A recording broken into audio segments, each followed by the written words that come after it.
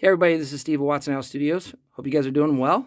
I wanted to go over my microphone collection, and I'm going to start with my u87. So a Neumann u87, one of the most classic mics in the world, vocal mic for sure. I use it as a room mic at times and acoustic guitar mic as well, but mainly for vocals, and just love the thing. I mean, it just sounds great on every vocal I've ever used on it.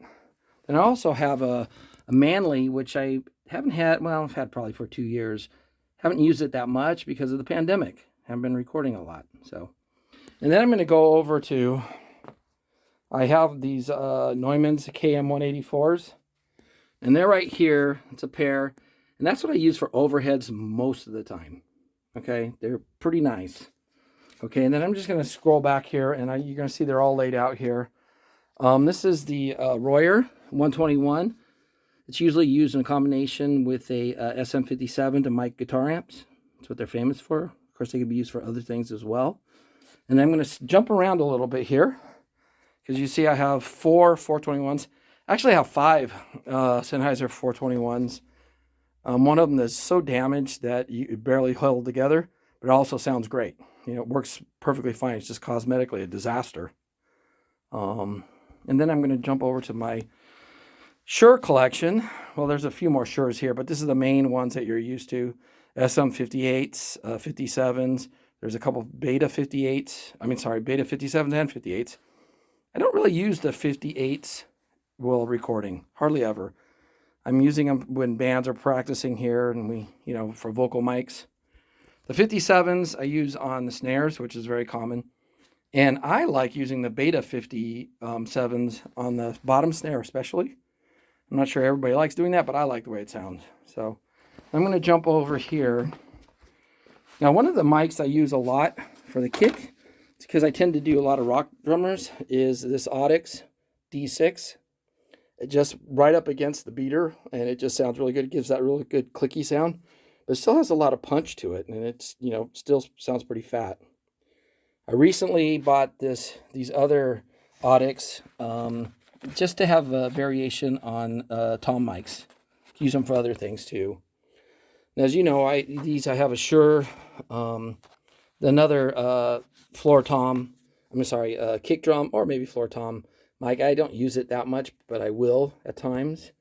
I bought another EV mic here, which I really like. And sometimes, it's funny, I even forget the model numbers myself. So, ND868. Okay. And of course, the Sennheiser, the one that's famous for guitar amps, And then I have a couple clip-on mics. Sometimes I'll use those for the toms. Don't use them a lot, but I will, especially if we have a rock drummer who's playing cymbals really loud.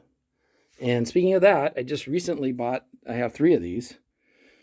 These Lawton Audio LS308s. And these microphones are really sold as something that just laser focused. So if you put them on your toms, let's say, you won't get any cymbal bleed, or that's the design. I actually just bought them. I'm going to be trying them out probably tomorrow night.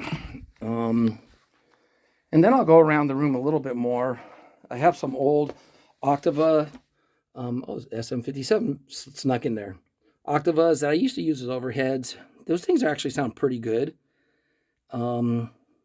I don't use them that much anymore since I used the Neumann's, but I still use them. And then I have this another this is a Sennheiser, an Audix microphone, more of a vocal mic. I will use it. I mean, sometimes I like using a hi-hat mic, and it's often I don't even end up using it, but I like to have it. This I'll use as a hi-hat mic as well. And then, just my kind of assortment of microphones.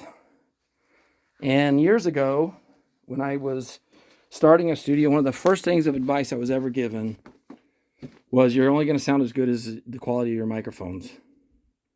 And I tell you what, the better quality mics I've had, the less EQing I've had to do, and it really has made a difference.